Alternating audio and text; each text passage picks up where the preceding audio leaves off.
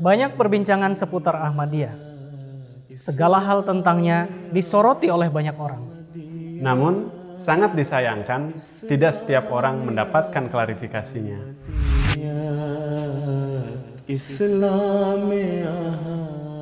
Untuk itu, kita buka seterang-terangnya dari sudut pandang Ahmadiyah melalui program Sisi Terang. Bismillahirrahmanirrahim. Assalamualaikum warahmatullahi wabarakatuh. Ketahuilah, dari hadis Nabi Muhammad SAW dijelaskan, man mata bi ghairi imamin mata mitatan jahiliyah, bahwa barang siapa yang tidak mengenal imam zamannya dalam hidupnya, maka ia akan mati dalam kondisi jahiliyah. Dari hadis Nabi Muhammad SAW ini, kita dinasihatkan untuk dapat mengenali siapa imam zaman kita. Banyak orang yang mengira bahwa setiap orang yang muttaqi, yang bertakwa, dapat disebut sebagai imam bagi orang lain. Sedangkan Allah Subhanahu wa taala berfirman dalam surah Al-Furqan ayat 25. Waja'alna lil muttaqina imama.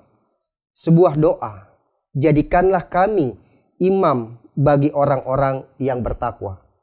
Di dalam ayat suci Al-Quran tadi, orang-orang yang bertakwa pun sebenarnya memerlukan imam bagi dirinya. Nah, yang menjadi pertanyaan bagi kita adalah, kalau begitu siapa yang disebut dengan imam dalam hadis tadi?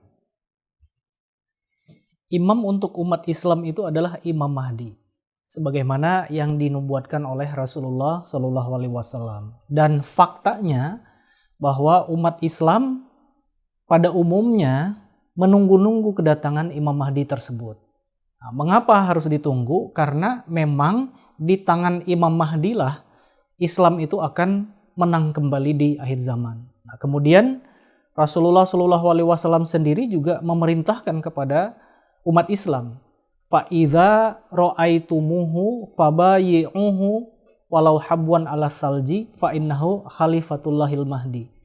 Apabila kalian melihatnya atau menjumpainya, maka berbeatlah kalian walaupun harus merangkak di gunung salju.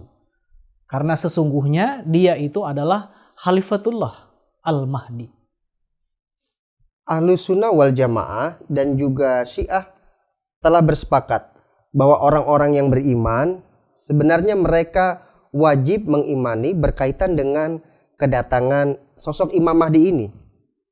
Nah, secara garis besar di dunia ini ada 3 pandangan berkaitan dengan kedatangan Imam Mahdi.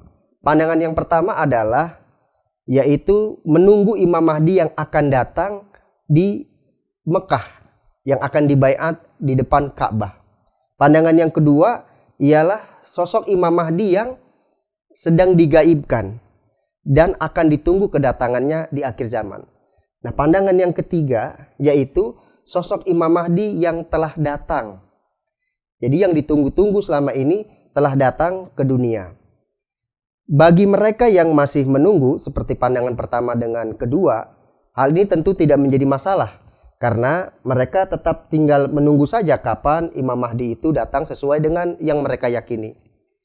Nah, kemudian yang ketiga ini adalah sosok Imam Mahdi yang sudah dikabarkan kedatangannya. Misalnya seperti pendiri Jemaat Ahmadiyah. Pendiri Jemaat Ahmadiyah yaitu Hazrat Mirza Ghulam Ahmad alaihissalam telah mendakwakan dirinya sebagai seorang Imam Mahdi. Nah, ini bagaimana kita melihat tentang kesesuaian hadis-hadis berkaitan dengan Imam Mahdi terhadap pendiri dari Jemaat Ahmadiyah yang telah mendakwakan dirinya sebagai Imam Mahdi. Sebagai tambahan bahwa Imam Asy-Syaukani menyebutkan bahwa ada sekitar 50 hadis tentang Imam Mahdi ini yang bersifat mutawatir. Ya, hadis tentang tanda-tanda Imam Mahdi ini memang cukup banyak, dan bahkan satu sama lainnya terkesan bertentangan sehingga menimbulkan kebimbangan di antara umat. Karenanya maka memang perlu kecermatan untuk mensikapinya. Ada clue yang mungkin bisa kita jadikan sebagai suatu pegangan yang merupakan pernyataan dari ayahanda Buya Hamka, yaitu Tuan Haji Abdul Karim Amrullah dalam kitab Qaulus Shahih halaman 234. Beliau menyatakan bahwa tarjih yaitu mengutamakan suatu dalil dari berbagai dalil lainnya tidak perlu harus dilakukan terhadap kejadian-kejadian yang akan datang. Karena tolak ukurnya atau ukurannya itu dilihat dari kejadian yang sudah terjadi saja. Sehingga dari sekian banyak hadis-hadis yang bersifat nubuatan tentang Imam Mahdi ini, untuk dijadikan tolak ukur kebenarannya itu tidak perlu bahwa semua hadis itu tergenapi. Bahkan apabila ada beberapa hadisnya yang kemudian tergenapi, itu sudah cukup dijadikan sebagai suatu pegangan. Berarti dari penjelasan tadi kita dapat simpulkan bahwa seorang muslim wajib meyakini akan kedatangan sosok Imam Mahdi ini. Dikarenakan banyak sahabat yang menceritakan berkaitan dengan nubuatan kedatangan Imam Mahdi di akhir zaman. Dan juga poin yang harus dipegang salah satunya tadi berkaitan dengan tarjih, bahwa jika kita mendapati beberapa hadis walaupun tidak semuanya terhadap diri seseorang yang telah mendakwakan dirinya sebagai Imam Mahdi, maka kita harus mempercayai hal itu. Dan juga seperti yang dijelaskan oleh Imam Al-Qurtubi bahwa beriman kepada sosok Imam Mahdi ini merupakan sebuah kewajiban. Namun beliau mengatakan hakikat-hakikat dari ilmu itu diserahkan kembali kepada Allah Subhanahu wa Ta'ala. Nah, berkaitan dengan pendiri Jemaat Ahmadiyah, Hazrat Mirza Ghulam Ahmad alaihissalam. Beliau lahir tahun 1835 Masehi dan wafat 1908 Masehi. Artinya beliau telah hidup selama 73 tahun. Usia yang cukup panjang dan paling tidak 26 tahun masa dari kenabian beliau alaihissalam. Nah, yang perlu kita diskusikan, hadis-hadis Imam Mahdi apa saja yang telah berkesesuaian dengan diri Hazrat Mirza Ghulam Ahmad alaihissalam ini. Kita bisa memulainya dari hadis-hadis tentang asal-usul Imam Mahdi. Karena di beberapa hadis memiliki perbedaan terkait dengan penjelasan hal tersebut. Ada yang menyebutkan bahwa Imam Mahdi itu berasal dari keturunan Fatimah radhiyallahu taalaan. Ada yang mengatakan bahwa Imam Mahdi itu berasal dari keturunan Hazrat Husain radhiyallahu taalaan. Ada juga yang menyebutkan dari kalangan atau dari keturunan Hazrat Hasan atau campuran daripada keturunan Hazrat Hasan dan Hazrat Husain. Dan bahkan ada yang menyebutkan di luar daripada itu. Misalkan seperti dari keturunan Hazrat Abbas radhiyallahu taalaan dan lain sebagainya. Namun dari semua keterangan tersebut kita bisa mengambil kesimpulan bahwa Imam Mahdi itu berasal dari kalangan Ahlul Bait. Nah, menjadi pertanyaannya kemudian, siapakah Ahlul Bait itu? Ahlul Bait tentu bisa saja berasal dari keturunan biologis dari Nabi Muhammad SAW, dari putranya atau dari cucunya dan lain sebagainya. Atau secara rohani, yaitu orang-orang yang memiliki kepatuhan, yang memiliki kecintaan dan juga mengikuti ajaran-ajaran Rasulullah SAW secara sempurna. Karena di beberapa hadis juga ada menjelaskan bahwa Rasulullah SAW telah bersabda, misalkan Salmanu minna ahlul baiti. Salman itu dari antara kami, ahlul bait. Kemudian Rasulullah SAW juga pernah bersabda, al-mu'minuna minni, bahwa orang-orang yang beriman itu di antara kami. Ada juga hadis yang menyebutkan aulia ilmu takun, bahwa keluargaku adalah orang-orang yang bertakwa. Bahkan terkait dengan Imam Mahdi ini ada hadis yang menjelaskan bahwa rajulun min ummati yaqulu bisunnati. Yakni dia adalah laki-laki di antara umatku yang berfatwa sesuai dengan sunnahku. Nah, jadi dari penjelasan-penjelasan tersebut, maka pendakwaan Hazrat Mirza Ghulam Ahmad sebagai Imam Mahdi sangat bersesuaian. Ya, karena secara biologis beliau merupakan keturunan dari Persia, yang mana nenek moyang beliau itu kebanyakan atau sebagian besar adalah keturunan dari Hazrat Fatimah radhiyallahu taala anha. Di samping itu juga secara rohani, beliau merupakan orang yang memiliki kepatuhan yang demikian tinggi kepada Allah Subhanahu wa taala dan juga kepada Rasulullah Shallallahu alaihi wasallam. Dalam sebuah kasaf, beliau pernah menceritakan, beliau mendapatkan gelar sebagai orang yang paling mencintai Rasulullah Shallallahu alaihi wasallam. Hadza rajulun yuhibbu Rasulullah. Singkatnya, baik secara biologis ya maupun secara rohani, baik secara lahiriah maupun secara batiniah, pendakwaan Hazrat Mirza Ghulam Ahmad alaihissalam sebagai Imam Mahdi sangat bersesuaian dengan hadis-hadis tersebut. Kemudian dari sisi tempat juga memiliki berbagai macam riwayat ya mengenai tempat akan datangnya Imam Mahdi di akhir zaman itu. Ada riwayat yang menyebutkan bahwa Imam Mahdi itu akan turun di Madinah dan akan dibeat di Mekah. Nah, kemudian ada juga yang disebutkan Imam Mahdi itu akan turun di Biladun Maghrib, yaitu negeri-negeri barat. Nah, selanjutnya disebutkan juga tempatnya adalah di Kad'ah, sebuah tempat di timur Khurasan atau Persia, atau juga disebutkan sebelah timur Madinah atau sebelah timur Damaskus. Nah, bahkan ada juga hadis banyak yang menyebutkan tanpa disertakan di mana tempatnya Imam Mahdi itu akan turun. Nah, dari yang pertama bahwa Imam Mahdi itu akan turun di Madinah dan akan dibaiat di Mekah, Muhammad Siddiq, Nawab Muhammad Siddiq di dalam bukunya Hujajul Kiromah menjelaskan bahwa terkait dengan hadis ini sebenarnya ini tidak terkait dengan hadis Imam Mahdi, melainkan ini terkait dengan peristiwa Abdullah bin Az-Zubair. Nah, kemudian bagaimana dengan kesesuaian terhadap Hazrat Mirza Ghulam Ahmad yang mengaku sebagai Imam Mahdi di akhir zaman ini? Jadi ternyata ada kesesuaian, yaitu dalam keterangan hadis yang menyebutkan Imam Mahdi itu akan turun di timur Damaskus atau di sebuah tempat yang bernama Kad'ah. Nah, Hazrat Mirza Ghulam Ahmad lahir dan mendakwahkan diri di Kadian, sebuah tempat yang berada di timur Damaskus. Dan Kadian itu sendiri juga ya nama lamanya itu adalah Kadi. Karena terkenal dengan tempat para hakim di sana sehingga disebut Kadi yang akhirnya kemudian berubah menjadi Kadian.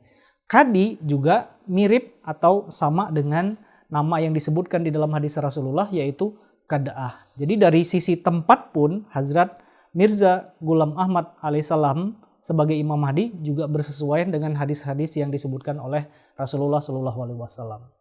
Jadi memang menarik bahwa orang-orang yang kemudian mempertanyakan ya, mengapa Imam Mahdi itu muncul dari India, ya, mungkin mereka perlu ya untuk memperhatikan firman dari Allah Subhanahu wa taala dalam Quran surah Az-Zukhruf ya, ayat 33. A'udzubillahi minasyaitonirrajim. Ahum yaqsimuna rahmata rabbik. Jadi apakah mereka itu yang membagikan rahmat Tuhan engkau? Orang-orang Yahudi dulu pernah juga mengklaim ya, bahwa seorang nabi itu tidak boleh berasal dari bangsa Arab. Dan klaim itu kemudian bertentangan dengan Al-Quran. Allah Subhanahu wa taala dalam Al-Quran surah Asy-Syura ayat 14 menyatakan, Allahu yajtabi ilaihi mayyasha wa yahdi ilaihi mayyunib. Ya, bahwa Allah Subhanahu wa taala sendirilah ya, yang kemudian memilih siapa yang dia kehendaki, dan Allah Subhanahu wa taala sendirilah yang kemudian memberikan petunjuk kepada orang-orang yang patuh, yang taat kepadanya. Masya Allah ya, dari penjelasan Maulana Yusman Shah dan juga Maulana Harpan terkait dengan tempat keluarnya Imam Mahdi dan juga keturunan daripada Imam Mahdi itu sendiri, bahwa Hazrat Mirza Ghulam Ahmad alaihissalam telah terbukti berkesesuaian dengan hadis-hadis yang dinubuatkan oleh Rasulullah Shallallahu Alaihi Wasallam. Dan juga Ahmadiyah pada saat ini ya sudah sampai kepada tersebarnya ke seluruh dunia, bahkan menjadi kekuatan Islam terbesar dalam dakwah Islam di benua Eropa. Jadi dari gerakan yang timbul dari pendiri Ahmadiyah ini telah dapat membuat Islam semakin berkembang di seluruh dunia. Nah, kemudian ada hal juga yang menarik ya berkaitan dengan hadis-hadis Imam Mahdi, yaitu berkaitan dengan nama daripada Imam Mahdi itu sendiri yang dipersoalkan ya. Nah, ini bagaimana kesesuaian nama di dalam hadis-hadis Imam Mahdi dengan nama dari pendiri Jemaat Ahmadiyah? Ya, dari sisi nama pun juga memiliki beberapa riwayat. Ada yang menyebutkan bahwa Imam Mahdi itu akan bernama Muhammad bin Abdullah, atau juga bernama Muhammad bin Hasan al-Ashqari, atau bernama Ahmad, atau bernama Isa ibnu Maryam, terkait dengan hadis walal mahdiyu illa Isa, bahwa tidak ada Mahdi melainkan Isa. Nah, kemudian ada juga hadis yang sebagian besar diyakini oleh umat Islam terkait dengan Imam Mahdi, nama Imam Mahdi, dari hadis Abu Daud yang berbunyi, seandainya dunia tinggal 1 hari, maka Allah Ta'ala akan memanjangkan hari tersebut sampai kemudian Allah mengutus di dalamnya seorang laki-laki dariku atau dari antara ahlu baitku yang namanya seperti namaku atau nama Rasulullah, dan kemudian bapaknya seperti bapakku. Nah, perlu diketahui bahwa di dalam hadis ini memang disebutkan tentang diutusnya laki-laki di antara ahlu bait, tetapi tidak disebutkan secara spesifik nama Imam Mahdi tersebut. Nah, ada satu tempat di Kurdistan, masih di bawah pemerintahan Sultan Istanbul, ada seorang yang bernama Abdullah yang memiliki anak Muhammad, yang kemudian mengaku sebagai Imam Mahdi, yang akhirnya dia bisa merebut beberapa benteng negara. Tetapi akhirnya kemudian ditangkap oleh Sultan ya, dan akhirnya juga dimanfaatkan. Jadi dari sisi ini sebenarnya sudah ada orang yang mengaku sebagai Imam Mahdi yang bernama Muhammad bin Abdullah, yang ternyata ya palsu, ya tidak benar. Nah, terkait dengan Hazrat Mirza Ghulam Ahmad ya, kesesuaian dengan namanya. Nah, di dalam surah As-Saff ayat 7 juga disebutkan bahwa terkait dengan ismuhu Ahmad, seorang utusan yang datang setelah Rasulullah SAW yang bernama Ahmad. Dan di dalam hadis juga disebutkan bahwa Imam Mahdi itu akan bernama Ahmad. Nah, Hazrat Mirza Ghulam Ahmad yang mengaku sebagai Imam Mahdi namanya adalah Ahmad, yang sedari kecil memang beliau biasa dipanggil dengan sebutan nama Ahmad. Jadi ini juga sesuai dengan pendiri Ahmadiyah, yaitu Hazrat Mirza Ghulam Ahmad. Dari hadis Abu Daud tadi yang disampaikan oleh Maulana Jusman, Nabi Muhammad SAW ya, kalau kita cermati tidak secara spesifik ya menyebut bahwa Imam Mahdi itu namanya adalah Muhammad bin Abdullah ya, tetapi di situ beliau memperumpamakan ya, atau seperti atau sesuai ya.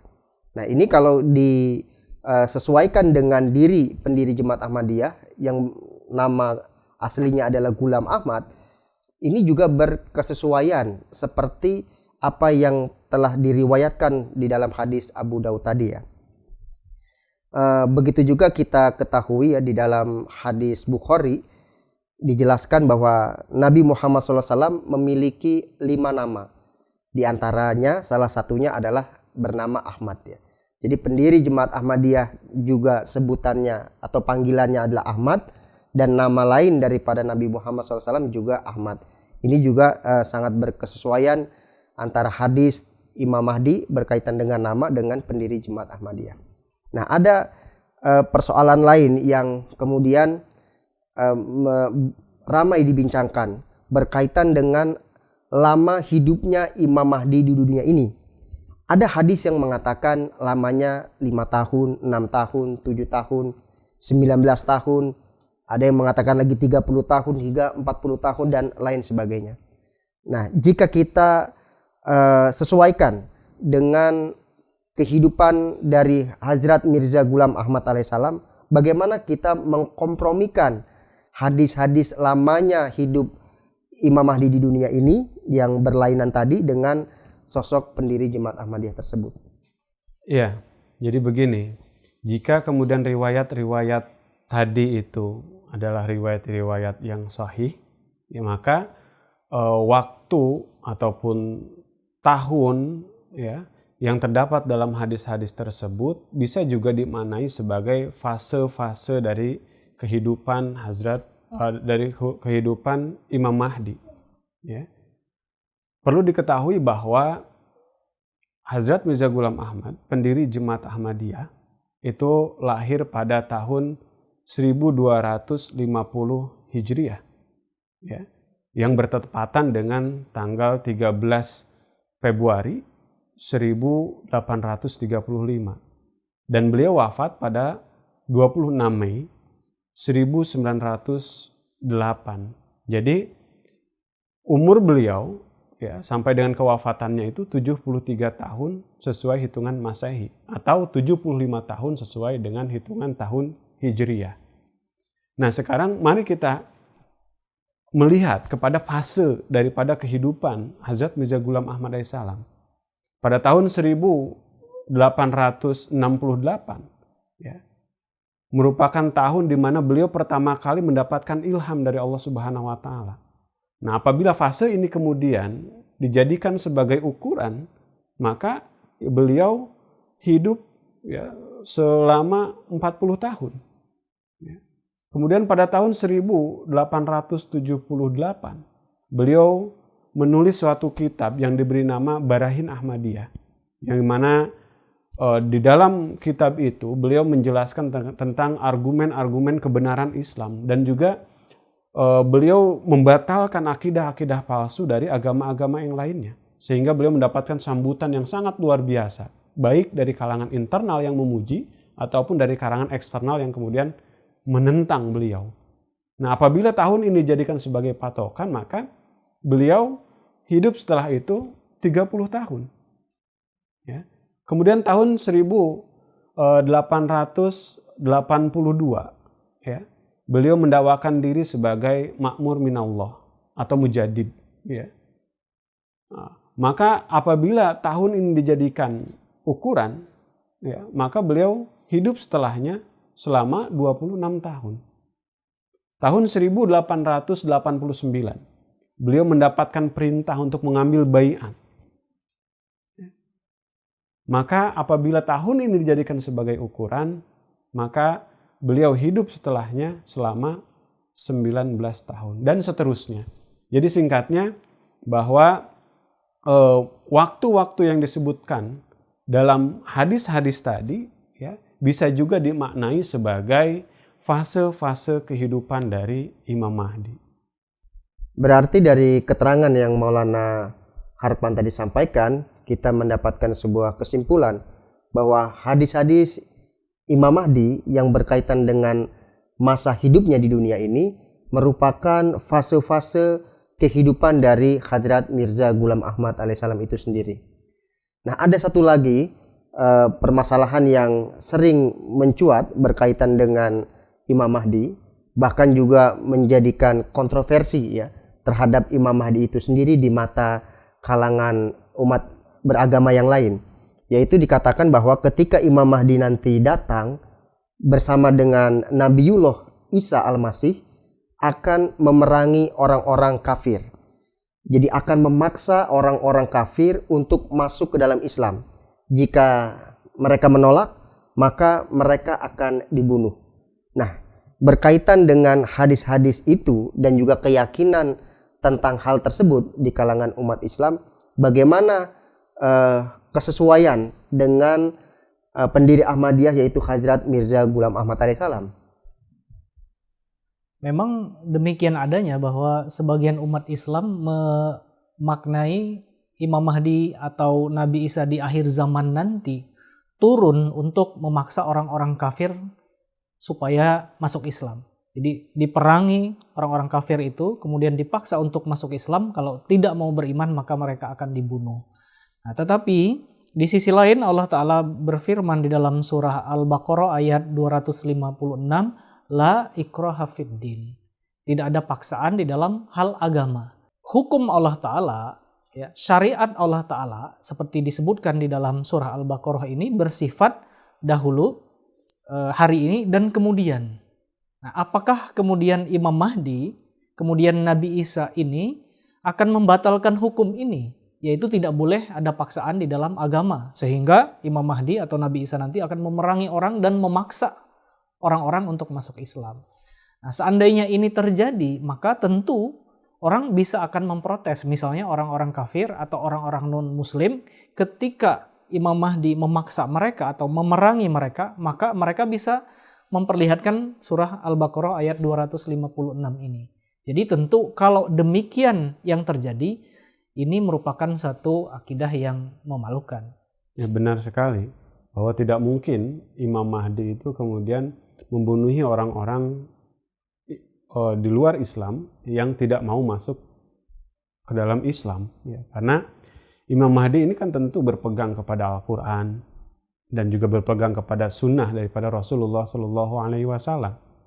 Dan jika kita melihat kepada tugas-tugas daripada Imam Mahdi ini, diantaranya Imam Mahdi ini bertugas, Imam Mahdi ini akan yadoul jizyah, ya. Jadi beliau tidak akan mengambil pajak dari kalangan non-muslim, ya. Kemudian tugas beliau juga yadoul harba, akan meletakkan peperangan. Jadi tidak mungkin akan terjadi peperangan. Adapun makna qital yang sering diartikan sebagai peperangan fisik, ya, juga kan memiliki penjelasan yang luas. Ya, dalam kitab Al-Mirqah disebutkan bahwa yuqatiluna bi aidihim wa bi alsinatihim. Jadi mereka itu akan memerangi dengan tangan dan juga dengan lisan, jadi dengan argumen-argumen, dengan dalil-dalil. Jadi teranglah bahwa, ya, memerangi dengan lisan ini pun disebut sebagai qital. Sedangkan menentang dengan argumentasi, dengan lisan ini merupakan sunnah daripada Nabi Allah alaihi wassalam. Ya, setuju sekali apa yang disampaikan tadi, bahwa kalau orang Islam meyakini bahwa Imam Mahdi itu akan membunuh orang kafir karena tidak masuk ke dalam agama Islam, maka sebenarnya mereka telah menghancurkan agama Islam itu sendiri. Sebab di dalam ajaran agama Islam, sesuai dengan landasan kita yaitu Al-Quran Karim, bahwa agama Islam tidak pernah memaksa orang untuk masuk ke dalam agama Islam. Alhamdulillah, dengan fakta-fakta yang tadi telah dihadirkan berkaitan dengan hadis-hadis sosok Imam Mahdi sesuai yang dinubuatkan oleh Rasulullah SAW yang berkesesuaian dengan pendiri Jemaat Ahmadiyah yaitu Hazrat Mirza Ghulam Ahmad alaihissalam, telah kita jelaskan dengan begitu sangat gamblang, dan semuanya itu dapat kita simpulkan bahwa pribadi Hadrat Mirza Ghulam Ahmad alaihissalam sosoknya sangat berkesesuaian dengan hadis-hadis dari Nabi Muhammad SAW. Tentunya masih banyak lagi hadis-hadis tentang Imam Mahdi, terutama tentang tanda-tanda Imam Mahdi dari nubuatan Rasulullah SAW yang berkesesuaian dengan pribadi Hadrat Mirza Ghulam Ahmad alaihissalam. Namun hal ini akan kita diskusikan pada sesi selanjutnya. Demikian diskusi kita pada hari ini. Saya ucapkan jazakumullah. Wassalamualaikum warahmatullahi wabarakatuh. Waalaikumsalam warahmatullahi wabarakatuh.